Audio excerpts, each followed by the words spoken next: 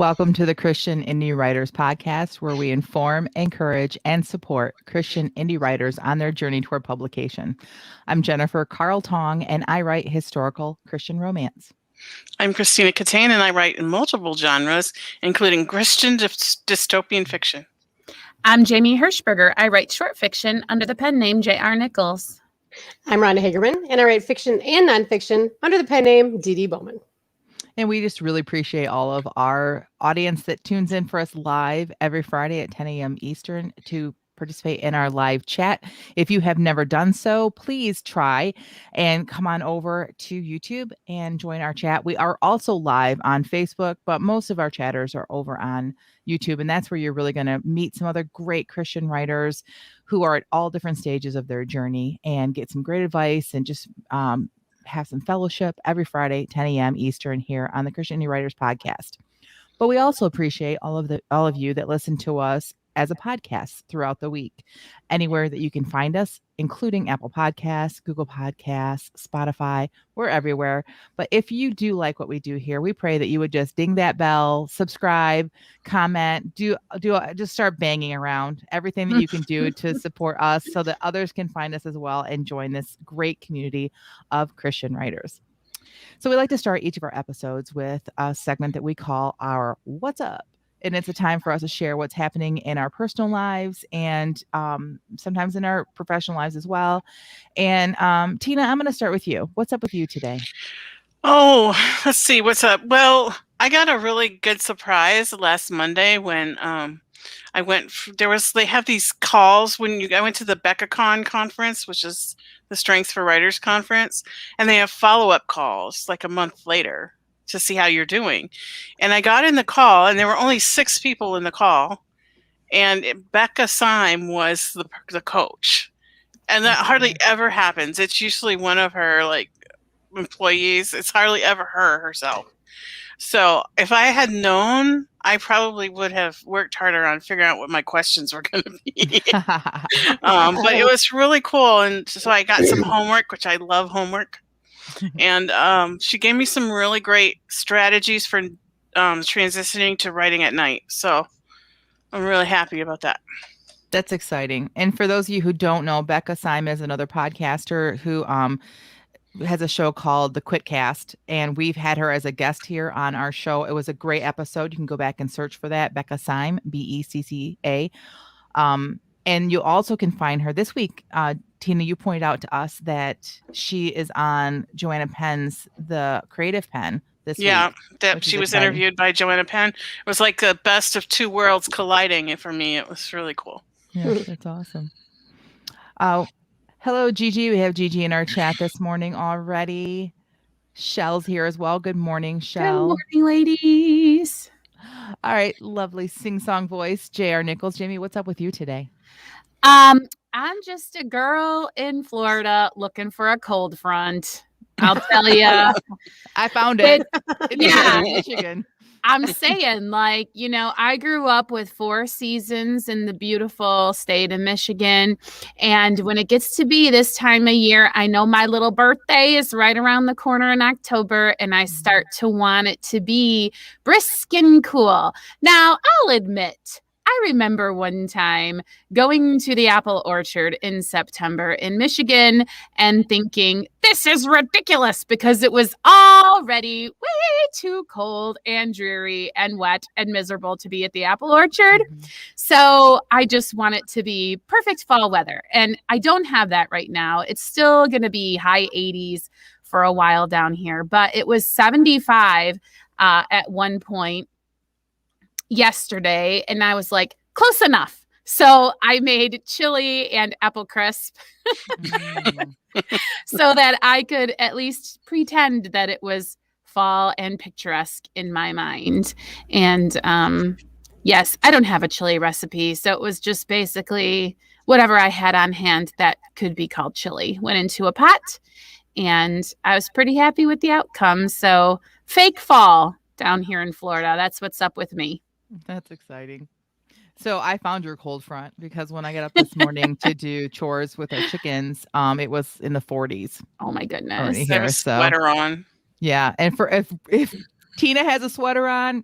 This Alaska, you know it's cold up here. I am freezing right now. I should have put a big heavy sweatshirt on, but I'm hiding my hands in my pockets down here. I lived in but- Western Kentucky for 4 years, and I don't recall ever having a complaint about the weather because I got my 4 seasons and we didn't get too snowed out. It was like pretty good. So I really like that region of the country, I believe. What were you saying, Jen? No, I was just going over to our chat.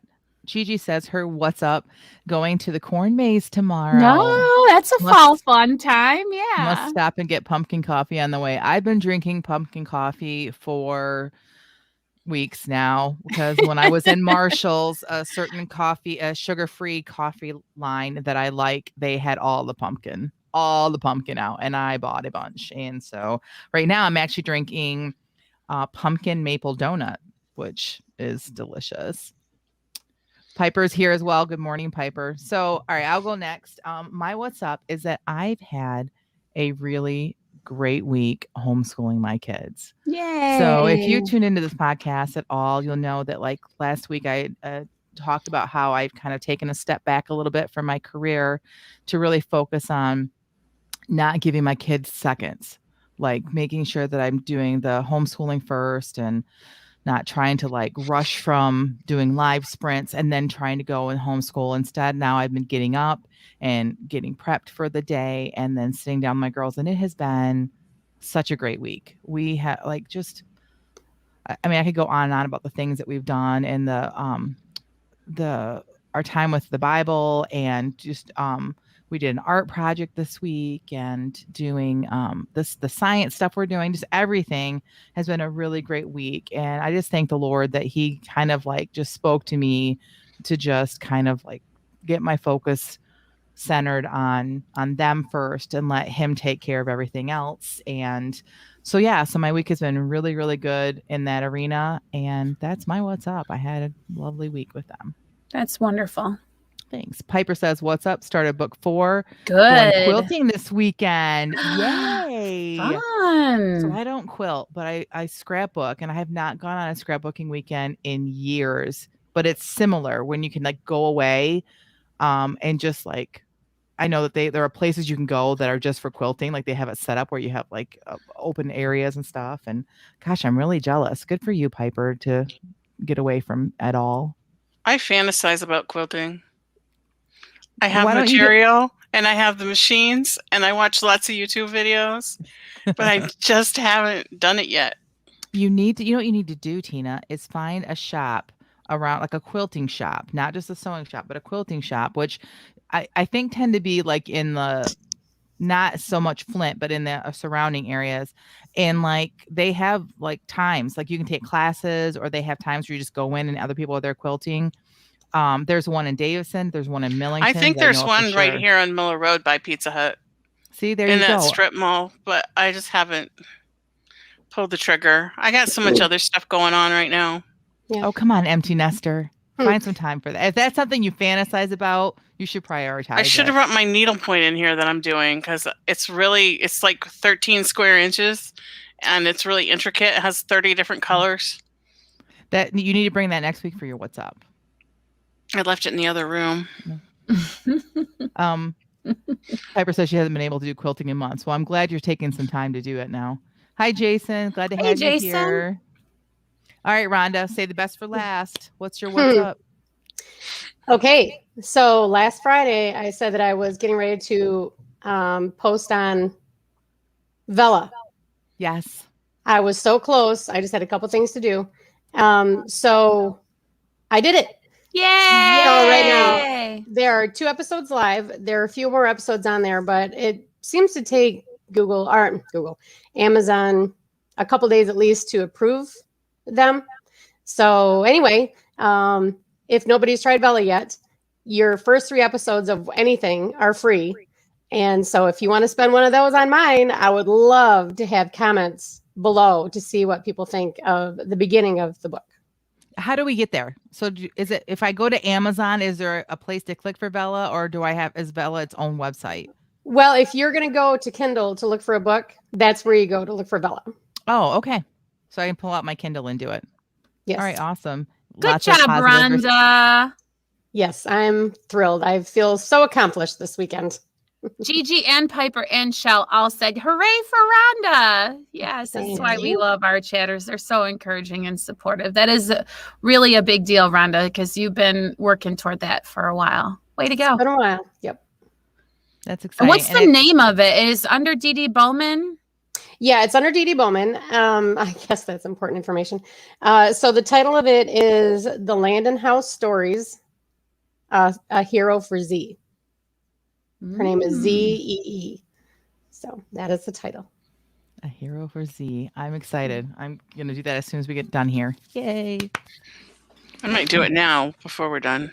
I know, right? I'm like, No, read your outline. because by the time we get done with the podcast, about a million things are going to happen and be discussed before we get to the end of the podcast, and I'm going to forget. So I need to write a note or something to myself. So, but that's exciting. I'm really, really happy for you. So that's one piece of homework for me that I have to do when we're done here. And I know that I'm gonna have a whole bunch of other homework after this episode, because we today are discussing something I know literally nothing about. When we were planning this episode, Rhonda said, all right, come with a question. And I'm like, what is it? It was that basic. So today we are discussing as a podcast, SEO for authors. So first of all, let's define SEO. What is SEO?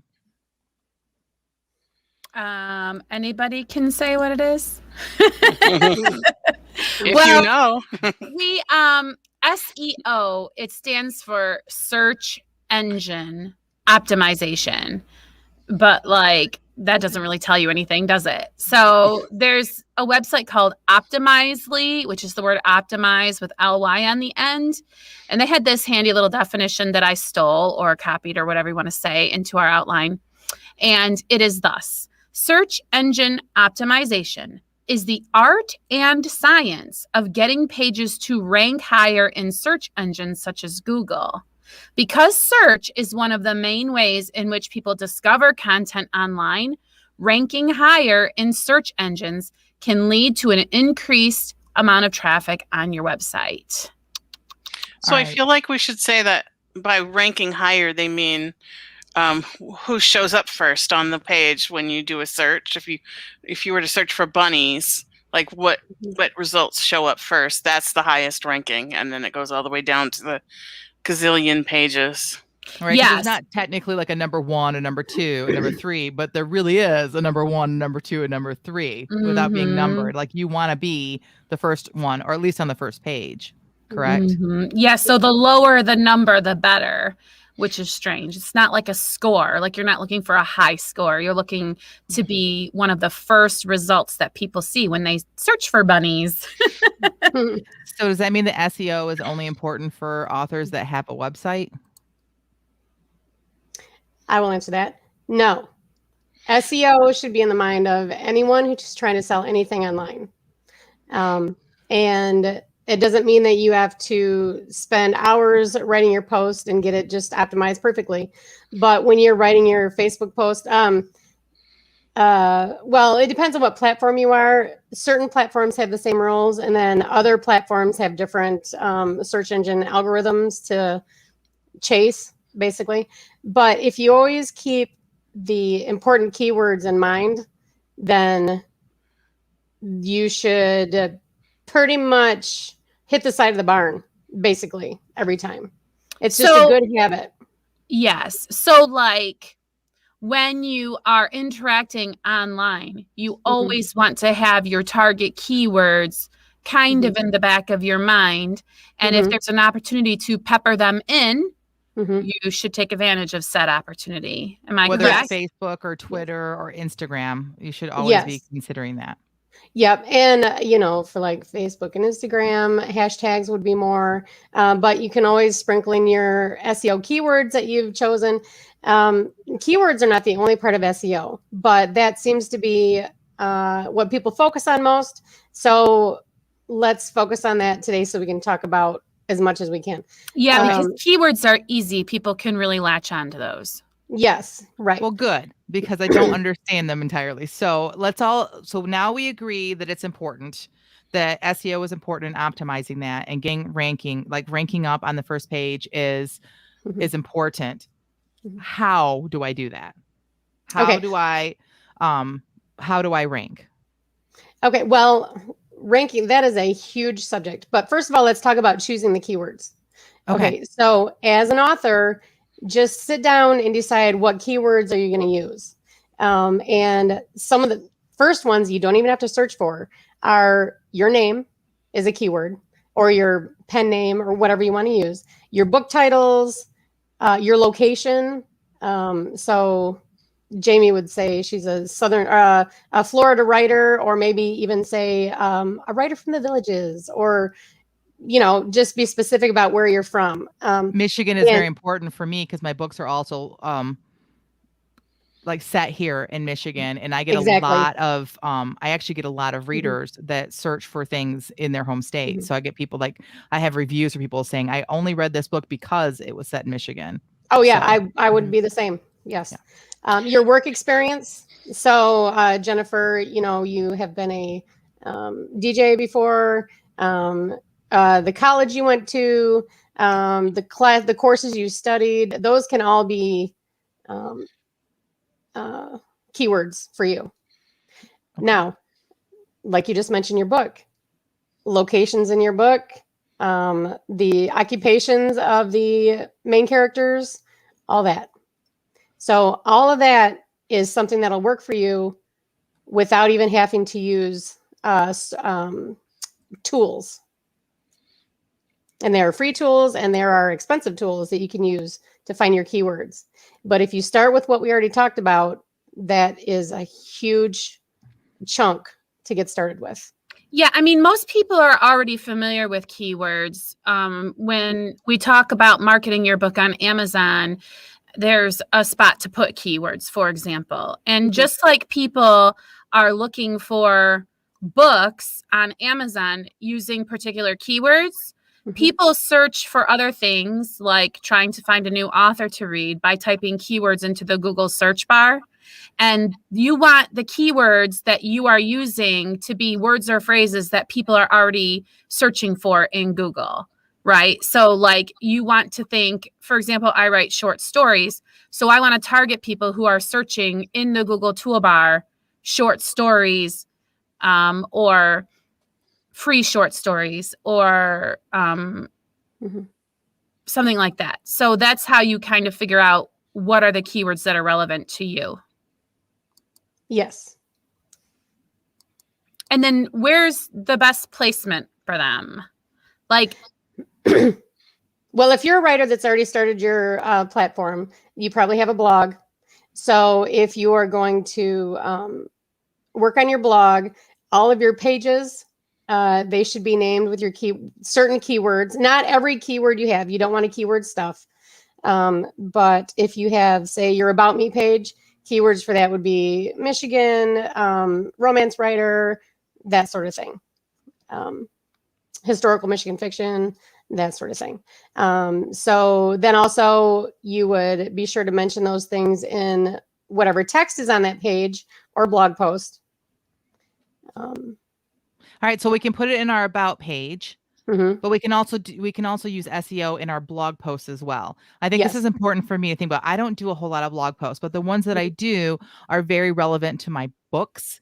And so, but I don't think about keywords, making sure that I have those keywords in there. So if I'm doing a blog post, um, obviously the title, I would try to fit a Mhm. keyword in there. So like for me, instead of just saying a calling for Phoebe is now available, I could say something like the brand new historical Christian romance. If I'm trying to, because the keyword isn't just one word, even though it says keyword, it's like a phrase. It can be a phrase, right? Yes. So I could say brand new historical Christian romance Mhm. novel, A Calling for Phoebe is now available. Mhm. Is that Yeah. something? Is that how you would do an SEO in a title?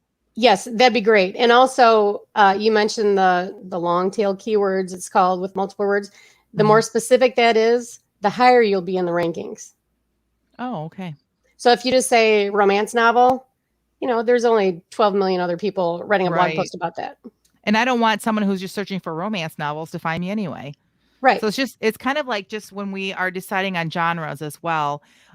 It's okay to niche down in your genre because I don't need millions of people to read my books to make a living. I need a niche amount of people to Mhm. like read everything I write because they love me. Right. So Exactly. kind of the same Yes. things. Maybe we're trying to hit the niche. Okay. So Mhm. the title is one area. We're in a blog post. What's another area that we could put them in? Well, yeah, go ahead, Rhonda. I was just going to say, just in the body of the post, they're way back when SEO first became a thing. There were specific rules about where to put it because you were trying to get the search engine's attention. Well, today that's not so much. You want to get the searcher's intention, not the search engine. So you want to write a blog post that a human being wants to read. So no keyword stuffing. Make sure your keywords make sense in your blog posts. But another place you can put them, your images. Make sure the description has some sort of one of the keywords in it. And Okay, also let's stop there for a second. Images. Okay. So don't just put your images on your website as image 1 or image Right. 006, whatever it is.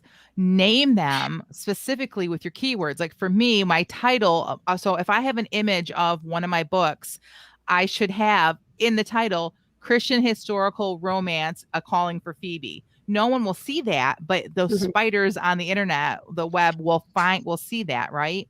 Yes. But then there's also, this is something I didn't know until you mentioned it. Not only do I title my pictures specifically like that, there's an alternate description for images, correct? Yes. Can you describe that? Can you explain that for a little bit? Sure. It's just more of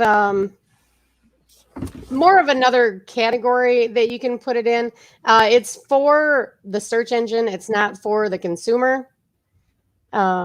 So in WordPress, it makes it super easy when you describe your image that you're putting in. Just fill out all those little boxes that are right there. Yeah, the alt text is if the image doesn't show on your website, people will see words. So it'll say picture of the cover of A Calling for Phoebe, the new historical Christian romance by Jennifer Carl Tong. So why not take advantage of that text and make it be keyword optimized? Another thing that they use that for too, I learned when I was doing my programming thing, is for people with visual impairments.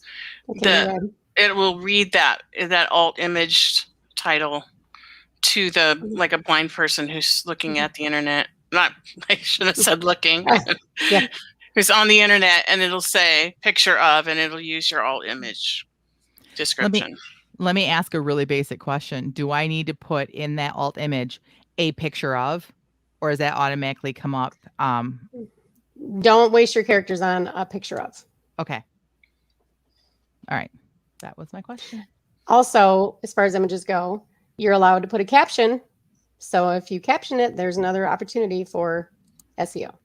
Yes, because I mean, okay, how many times can you say a free short story to read online, right? So you can be clever about it. So you can even change the font to one of your headings and put, do you want another free short story to read online? Click here. And, you can link to another page on your own website. So you have to think of this as sort of an art as well as a science. We're going to talk about how to actually pick keywords, but there's artistry involved in not making your reader miserable with you as they're slogging through your post, reading the same word, historical Christian romance, over and over again. You can be a little bit fancy about how you place it on your posts. Yes. One more. Oh, so go ahead. I was just agreeing with Jamie, but I do have one more thing to say. So go ahead. One more quick question too, before we move away from your posts. Back in the day, you would put your keywords in the tags. Is that still something we need to do, or should we not be doing that? Okay. So on WordPress, right, is what you're talking about? Yep. So WordPress has categories and they've got tags. Categories are broad and they should be keywords. Your tags are more niche And those should be keywords. So they're not interchangeable with SEO tactics, but they are a place to use SEO. Does that make sense? Should I explain that better? What do you mean interchangeable? That's confusing. Okay. The categories and tags are not keywords. That is not where WordPress is saying put your keywords here. But your categories and tags can be keywords. Will it help your search engine optimization to do it? Yes. Okay. It does. So and when you're doing your categories, say you've got books as a category, you would want to make it more specific. Books I wrote, or self-published books, or whatever. And then below that, you would have romance. So romance would be a tag to go under books, or historical Christian romance would be a tag that goes under your book category. So in order of importance, would you say a keyword in your title should be first, the most important thing? Yes. Then in the body would be the next most important thing. Yes. And then categories and tags. Like you want to make sure you have, or do you think that like those are just as important? You know, the three of those are really equal. Okay. All right. I would like to share screen really quick because I think that it's easy for us to say, oh yeah, do this in WordPress. And people are like, what? So I'm going to share. I don't think I'm giving away any personal information here, but here is one of my, all right, I'll show you what it looks like. This was the page for my cover reveal. Just a little quick post, right? But let me show you the background here. The readability is good. The SEO analysis is a red frowny face. So clearly I don't know what I'm doing. But here's where you mean like for cover reveal for a calling for Phoebe, I could have put cover reveal for historical Christian romance or something. I could have finessed that better. And clearly I could have put a lot more into the body. I thought I was just so important about the picture. I'm not sure what I even named the picture. But when we're talking tags, you can see over here, if you don't see it, you click this little cog up here. See where I'm moving around? You click that and you get all these options here. And you come down and there's categories where you can add new categories, and there are tags. And look at 0 tags. See, I didn't know what I was doing. I still don't know, but this is homework for me to try to make this work for me, the SEO work for me. If you don't use WordPress, but you use like Squarespace or Wix, I'm not familiar with Wix, but I have used Squarespace. There are certain ways of doing this too, and it's actually easier to find it. So you just have to like Google search how to do SEO on my Squarespace page, and it'll show, you can find people that will show you how to do that. All right. And we're going to talk a little bit later about how Google connects you all over the place, but you want to be mindful when you're posting and doing your profiles on Twitter and Facebook that the keywords, we're going to be talking about also just honing in on just a couple. But anyway, you want to have them in mind when you are making your profile description for all of your social media platforms and when you post to the social media platforms, so that Google time and again links your pen name or your author name to those keywords and to your website for building what's called authority. And we'll talk about that later. So make sure you always have SEO in mind when you are dealing with anything on the internet. Yes. The last thing I'd like to say about choosing your keywords is another way to look at it is there are 3 basic categories. So there's navigational ones that someone is just looking for a historical Christian romance. So there's to get to your website. And then also think about what would people be looking for information on your site. Say they want a topic, they are looking for how do you write a historical Christian romance. So if you've got that on your blog, think about it that way.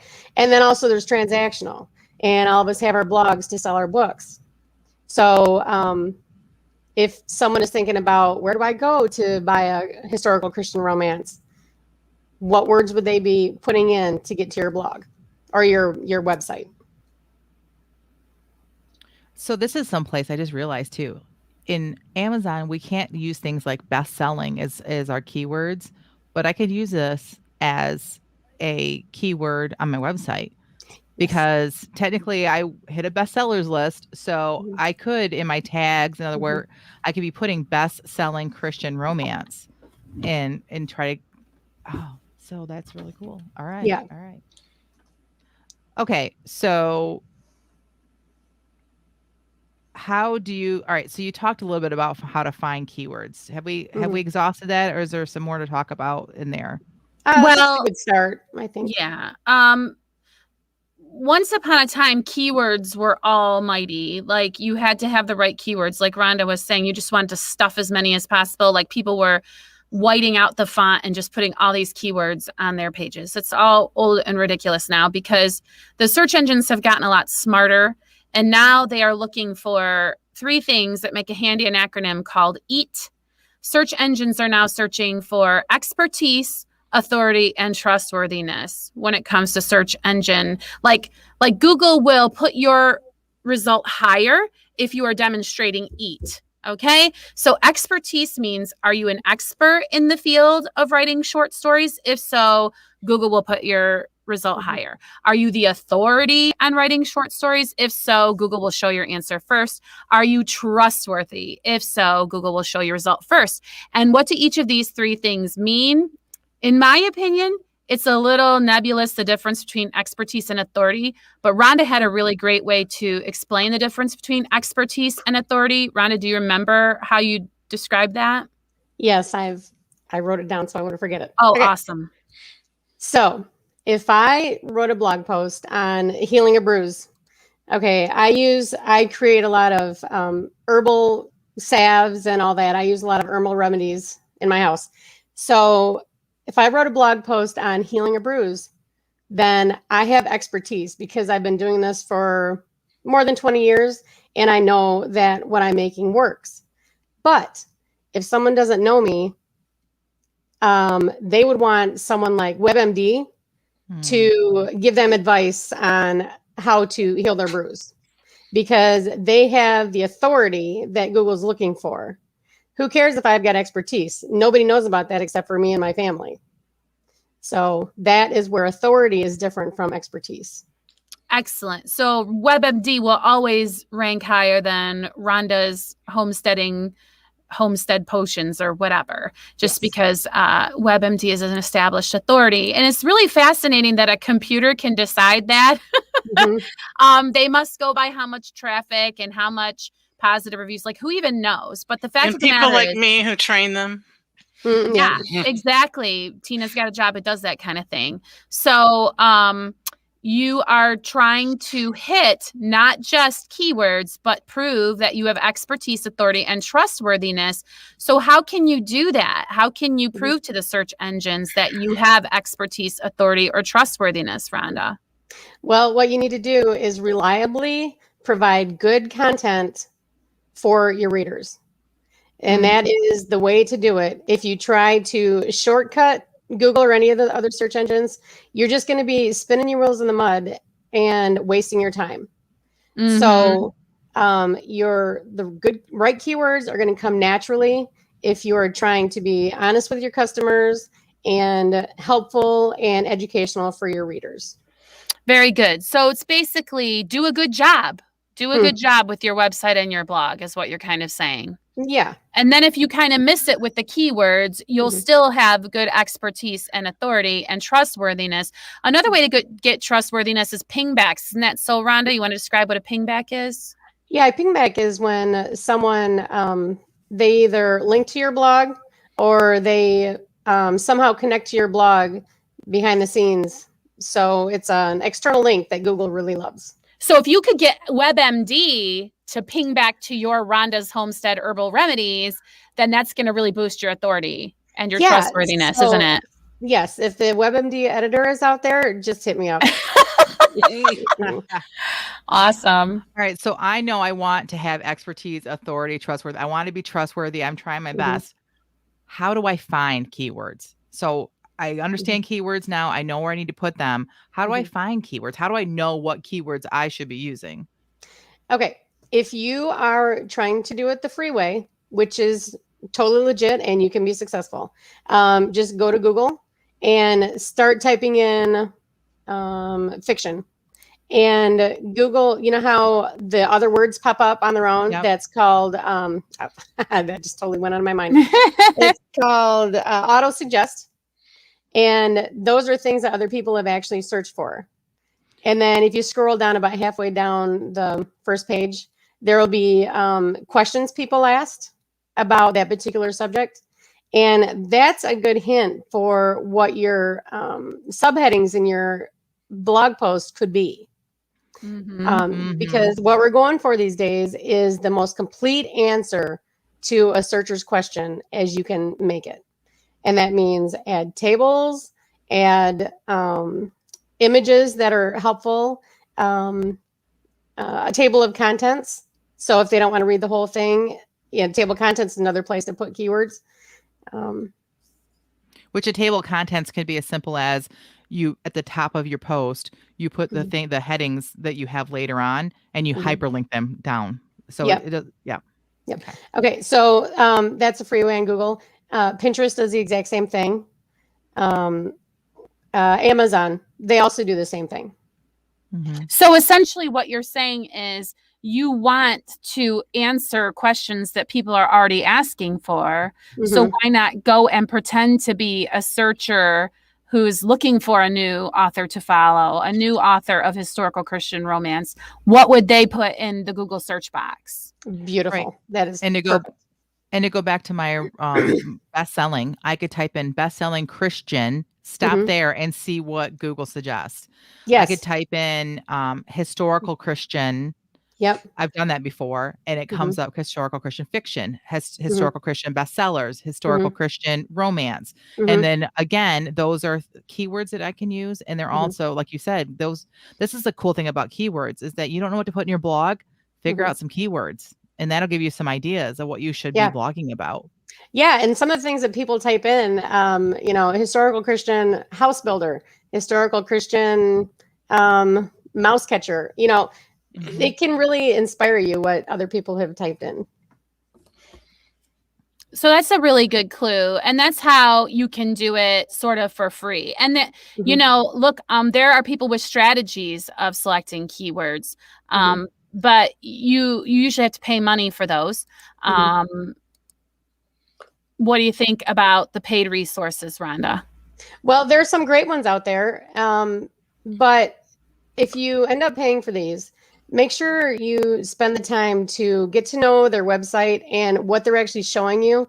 Because just because a list of keywords comes up doesn't mean that's what you want to use.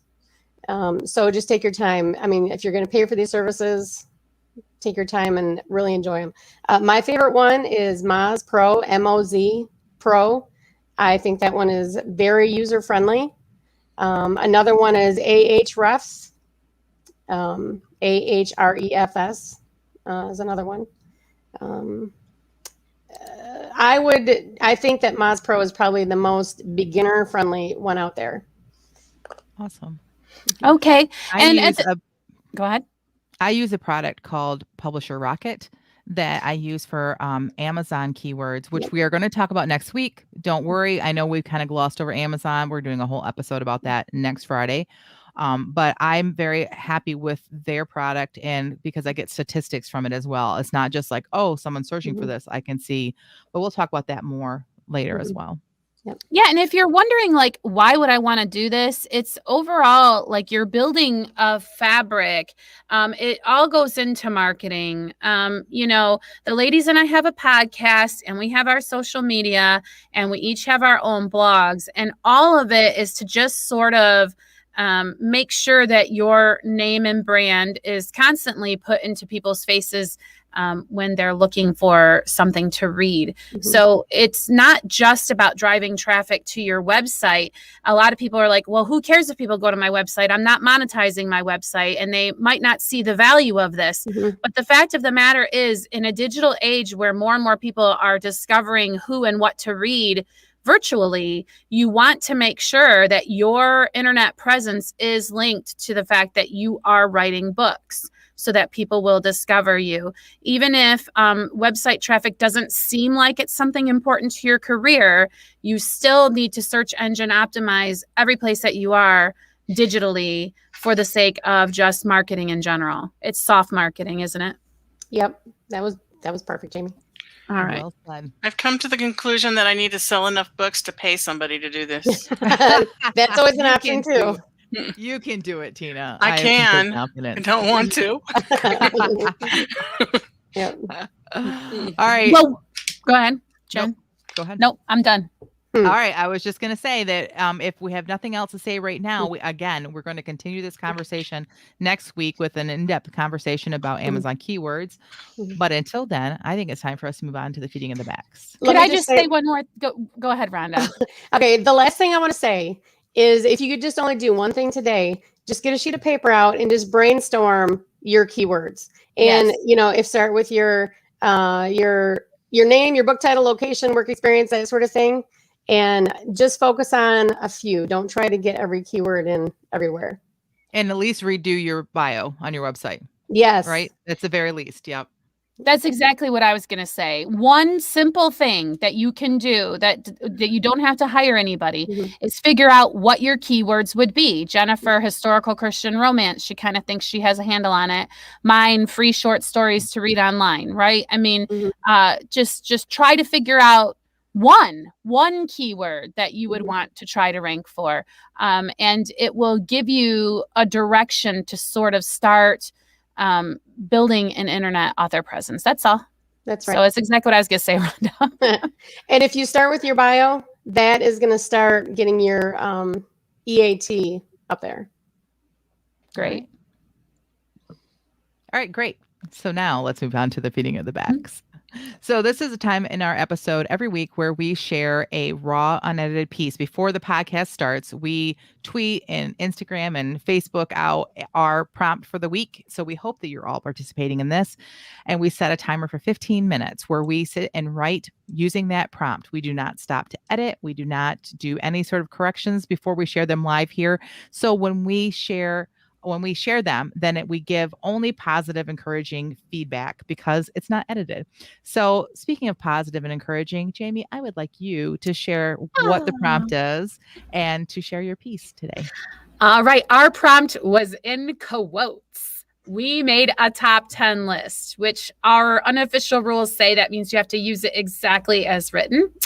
And we have 15 minutes. Do you want to say why we chose that? We made a top 10 list? Because we did make a top 10 list. Like we've been on a few lists actually of like the top Christian podcasts for writers or whatever. I unfortunately didn't make a note of the link, but it was just fun for us to discover that people recommend us. So that was really fun to discover. All right. So here we go. This is what I came up with. It's hardly a compliment, Susie said with a huff. Of course it is. Mom, what do you think? I sighed and set down the book I'd been trying to read. What do I think about what? We made a top 10 list, Johnny said, his enthusiasm obvious as telegraphed by his worming eyebrows made me smile. Well, that does sound like something to celebrate, I concluded, and picked my book back up. Mom, Susie made the word a multisyllabic whine. You don't even know what kind of top 10 list it is. Any publicity is better than no publicity at all, Johnny rejoined. I raised a brow. That might be true. I closed the book and set it down with a decided finality, glancing at the clock. I had to get everyone out the door in 10 minutes. There would be no time for reading after all. I'm just saying, Johnny continued, animatedly chomping into his buttered toast. We've been noticed by someone. This is a giant leap in the direction of internet fame and eminent fortune. We've been noticed by the wrong people, Susie whined back. Susie, can you please tone it down with the whining? I massaged my forehead. And can you please eat your breakfast? I don't know how you managed to make it all the way to lunch period when you take off out of here without any fuel in your belly. She feeds off the sugary kisses of Timmy McRae, that's how, Johnny scoffed, rolling his eyes and making a disgusting gesture with his tongue.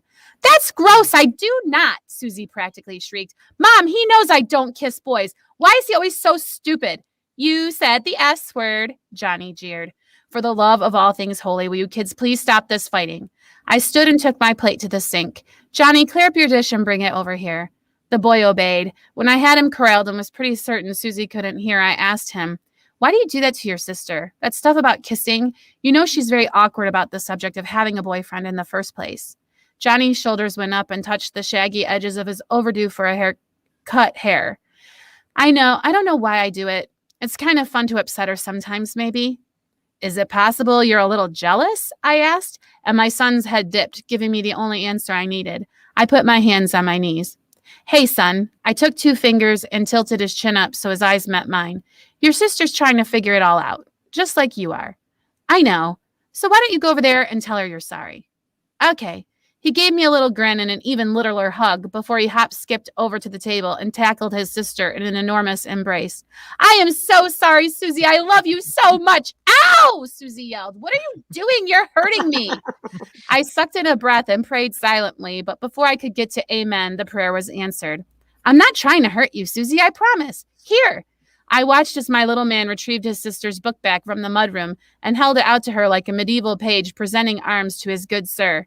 Here, let's go get in the car before Mom starts freaking out. I'll even clean your plate up for you. Okay, Susie said. She still seemed sulky as she rose and scuffed her way to the car, but the fight had obviously gone out of her. I knew by the time she'd popped in her earbuds and sank into the back seat, she would be back to her relatively normal self. The boy scampered to where I still stood near the sink and gave me a wink. We're going to get through this together, eh, Mom? He grinned up at me. Yeah, I said, giving the shaggy hair a tussle. I think you're right. The boy left the plate for me to deal with, of course, out of time. I love everything about this. I'm so upset because we didn't get to find out what top 10 list they made. It would have happened, but I ran out of time. Do you know? Like, did you discover it yet? I was hoping it would come to me, but then 3, 2, 1. I'm not really upset. I'm just like, that was and I so wonder, good. like, is it the 2 of them? Was it their school that made a top 10 list? Was it like their city? It could have been a whole lot of different things, but like so good. I love the multi-syllabic mom. Yeah. So good. Jamie, you have to go back and rewatch this just for Jennifer's reactions. I don't know. I was grossed out by the kiss. I'm just like teenage kisses. Just or not anything I ever want to write about or ever witness. That's funny that you did that so well. I mean, because you had sisters, you didn't have a brother, but it was so accurate. Yeah. Thanks. Yeah. Gigi says, Jamie, your characters are so lovable and real. You get so much story into these sprints. My hero. Aw, thanks, Gigi. And Shell says, so cute. So many words and so true to sibling rivalries in real life. Oh, thanks, Shell. All right, Tina, how about you? You ready to go? Oh, I guess so. All right, here goes. I don't know. I think we need to go in an entirely different direction. Silence from those sitting around the table. Seriously, this isn't going to work. Nobody cares about the nutrition as much as they care about the taste. Still silent. What we need to have is an ad campaign showing people enjoying the product, talking about how good it is, with close-up shots to get them salivating and craving it. Some quiet mumbling on the other end of the conference table. Come on, guys. Does watching a couple jogging or children at the doctor get you hungry? Shrugging of shoulders, paper shuffling, and looking down to avoid eye contact. In the uncomfortable silence, Sheila turned to the whiteboard and began to doodle a picture of a person eating a veggie burger. Their expression was excited and happy. The silence wore on. She turned to face the conference table, looking at each person individually. Nobody but Earl met her gaze. Earl, she said. His shoulders immediately slumped. What is your take on this? Earl shuffled his papers, picked up his pen, put it down again, cleared his throat. Well, I mean, it sounds good and all, but what? But we made a top 10 list. The end. What? Tina. And you stopped early. I love the whole, like, I could picture this. I've been this person, I feel like, come on, team, give me ideas. And nope, no one's feeling it. Yeah, been Yeah, there. they wanted You to captured stick it with what they perfectly. had because they had a really great top 10 list for it. I was like, It's I feel like perfect. I've been that person. I've also been the person that unfortunately was the only one that made eye contact. I've been that. And when you said that, I was like, oh, poor guy. Been there. Yep. or Earl. Yeah, Earl knows. Poor Earl. Very good. I loved it. Yeah, I love it too. And I love that like it just felt real. Like just like Jamie said, it felt like I was in the room and like we don't even know what they're talking about, what kind of if it's a business, if it's a ministry, we don't know, but we've all been there. So good job making us feel that. And when Mhm. after I wrote that line, I was like, okay, I'm done. I can't think of anything else to write. So that was it. All right. Awesome. Okay, well, I will go next. Before I do, Gigi says, Tina, poor Sheila, really thought Earl was coming through for her. Yeah, me too. Yeah. Nope. Poor Sheila. All right. Well, here's my words. We made a top 10 list. What? Marnie asked incredulously. For what? Top tech to work for. Marnie pushed hard against her desk, sending her office chair racing backwards across the path between cubicles. The back of her chair slammed into Jeannie's desk. Says who? Jeannie's eyes moved back and forth between Marnie's chair, which appeared to be very offensive to her, and Marnie. Mhm. Personal space? Whatever, Marnie said, swiveling to see the screen. What website rated us? Forbes. Marnie jumped to her feet. Forbes? As in, well, Forbes? She began pacing. I mean, I know I talk a good game about knowing what I'm doing and that everybody should trust me, but Forbes? Even I didn't think we'd hit their radar. Jeannie laughed. I guess your tweet about employee customer rating. It's not supposed to, it's custom. What? It's a sprint. It's a sprint. I guess your tweet about employee ratings really paid off. It had been more than one tweet. It had been an entire social media campaign aimed at subtly showing the world how great it was to work at big tech. She told Mr. Boss nothing was ever going to change. He told her to change it. She accepted the challenge. And now, I don't understand, Jeannie interrupted her thoughts. How does this help business? It will help change the culture of this company. But you've already proven that it's a great company. Right. But you want to change that culture? I want to change the mindset, bring in fresh blood. Now that the world sees us as a positive place to work, people will seek employment here. New people, new ideas, new blood. Doesn't that concern you? Concern me? No, it doesn't concern me that new ideas will come in to challenge Mr. Boss. But what if some of those ideas challenge you? Or worse yet, replace you? Right now, you're the only one questioning Mr. Boss, and you get his full attention. That could change if 3, 2, 1. Yay! I love all of this. This is Really? a very juicy and delicious scenario. I love the idea of like kind of hating where you work, but doing something to change it. Like, what a great concept and idea. Like, I want there to be people who are like this out there doing this. Like, yay! Really you. enjoyed that. Oh, thanks. Mhm. I'm really starting to like Marnie. Mhm. Me too.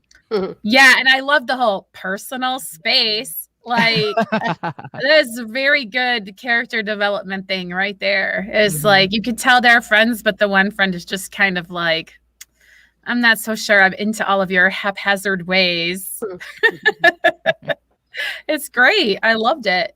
Thank you. Gigi says, Jennifer dropped us right into the scene. Love Marnie. So interested. So good. Agree. Thank you. Agree. Awesome. All right, Rhonda. Okay. Save the best for last. I said that to you twice today. Okay. Your laugh. 160 words. Here we go. We made a top 10 list and would like to share it with you now. Jamie said with enough volume to cover the din of the crowd. Silence covered the room like a slow wave. The waitstaff picked up their speed while blending into the background. Silverware quietly clattered on empty plates. All heads turned their attention to the front of the room. Rhonda slid deeper into her chair and seemed to be inching her chair toward the stage curtain. Jennifer stood, holding her water glass up and tapping it with her spoon. The clinking noise got the attention of the back of the room, and Jamie ceremoniously held the note card up. She cleared her throat and began reading. The top 10 reasons we love our audience. She began with an air of grandeur. Number 10, encouragement. Tina, who had been inching her chair backstage with Rhonda, paused her escape. Her hands held the arms of the chair, white-knuckled. The end. Aw, I love where you're going with this. Yeah. Aw. I might finish that one anyway. Yes. We'll post it on our website. So Yes. everyone I can read it. I wanted to know where we're going to run off to, Rhonda. Somewhere where the audience isn't. I do think your characterization was a bit off, though, because we all know I would never tap on a glass. I would just holler out. Oh, well, I was Right. It's trying a to whistle thing? be- Yeah. I can't whistle. Right. I'd be like, excuse me. Like, ew, look at me. Yeah. Yeah. That I was started very right. that was so I sweet. started right Jennifer bellowed, but Yeah. I Would have been more realistic. I love that. And absolutely, we probably would come up with 100 reasons why we love our audience. Oh, easily. Mhm, Yep. Easily. Mhm. Shell says, aw, we do And- love you guys for real. Mhm, very much. Did Shell write the prompt? She said, I love the twist on the prompt that they made it onto a top 10 list instead of creating a top 10. Oh, yeah. Like, I didn't even think about creating Two days of one versus versus being on one. Wow. That's so cool. That's why I love writing sprints. Mm-hmm. Gigi says, Rhonda, I love it. Your characters were so believable. Yeah, it's almost like they're real. Well, Gigi, when I wrote encouragement, I was thinking of you. Oh, Aw, yes. yeah. Mhm. Big cheerleader. Mhm. For sure. All right, that's always my favorite part. Okay, well, it is time. We are running dangerously close to the 1 hour mark. So before we go, though, it is our time that we check in with each other for our what's next. What is going to be happening in the next week before we come back together? And we try to focus on our writing careers in this. So, Rhonda, instead of going last, I'm going to ask you to go first. What's next for you? Well, what's next is I'm going to continue with Bella. My goal right now is to get 3 episodes per week on there, if not more, but I'm going for at least 3. And then as soon as that's written, I'm going to take it down and publish that as a book and start over with another one. Awesome. All right, Tina, how about you? What's next for you? I am going to take the strategies that Becca gave me in that call on Monday and try to put them into practice and see how my writing goes. You've been writing in the evenings instead of mornings recently. I haven't been writing at all. Oh, okay. I've been trying to get my work schedule ironed out and get that in place so it's kind of a habit before and then now I'm going to add the writing back in at night when I was working at night before. So well, that's a good actually transition for me to go next because like Tina, but for different reasons, I really haven't been writing or editing, doing anything that I should be doing for my career because I had to figure out what life looked like everywhere else in my life first. And instead of giving my children the seconds, my career is coming in second now to them, which I believe is how it should be. So now that we kind of have a feel for how the school week is going to go, this next week, it is my intent to tighten that up because things are going longer than what I had planned because we're kind of like wasting time, and spending a little bit too much time chit-chatting and doing things a little off topic. And it's hard when you have an 11-year-old, almost 11. On Monday, she turns 11. My baby's gonna be 11. When you have an 11-year-old and an almost 16-year-old, it's hard to balance all of that. So, but next week will be the week that I put in to practice a new schedule for myself. And so next Friday, I plan on having a report to tell you guys exactly what my work hours are and how that's working out for me. So, Shell says, I can't get my mouse to work. Shell says her what's next. Didn't get any blog upkeep done last week. We'll try again this week. Oh, that's a good reminder. That's also my what's next is I'm going to put into practice some of these things that Rhonda has suggested and Jamie has suggested. And I will, you guys can ask me about that next week and see if I updated my bio and if I went in and did any blog post. So. And I got to put this up here too. Teresa says, man, I've missed you guys. We missed you. Yeah, all that house drama and everything. Yeah, it's back to school. Hopefully all moved in and hopefully we'll get to see you some more often. So All right, Jamie, how about you? What is next for you? Well, I'm so excited to have my edits back, and I'm working through my edits on my novel. That's right, a short story writer wrote a novel, and I am working hard to get it ready to publish. I did tweet one time during Pitch Madness, and I didn't get any likes, but I don't care because it forced me to kind of learn how to talk about my book. So I'm going to read my little blurby thing that I wrote for Pitch Madness. If you want to know about that, Google it for now, or maybe we can talk about it some other time. But anyway, here's my little blurby thing that I wrote. Tension grows between Libra Salvo's privileged and embittered as volunteers, disposers of the dead, compete for more precious jobs. Reese is neutral until he falls for a volunteer. Can love conquer social mores and overcome Reese's own prejudice? So, Analog is the name of my book. It is a futuristic young adult novel, and I am working on edits and going to start trying to market it to my newsletter slowly but surely and try to figure out how I'm going to launch it. But my actual writing work time, I am going through my edits and making them. And I've actually resumed my daily writing habit. And for a couple days in a row now, I've live streamed on my Facebook page, my daily writing. I do a 15-minute sprint, just like we do here before the podcast. So if you follow me on Facebook and you care to watch my daily writings, I usually do them somewhere between the hours of 10 and 11. So we'll see how long I keep that up. I was writing daily for quite a while and want to get back into having that established habit. So that's my what's next. Shell says, yay, Jamie, so exciting. That is very exciting. Thanks. It's a really great book and everybody should buy it. All right. So one last what's next before we say goodbye. Teresa says, what's next? Finally getting ready to actually move until we get settled. I'm just focusing on family, but thinking ahead to my nano goals. Yeah. Nano is quickly approaching, and I just want to say before we say goodbye that we are already talking about it, and we are already looking forward to Preptober. I started October 1st with that episode, so stay tuned for more of that. But as long as everyone's hearts are clear, I think it is time for us to say that this concludes the Christian Indie Writers Podcast.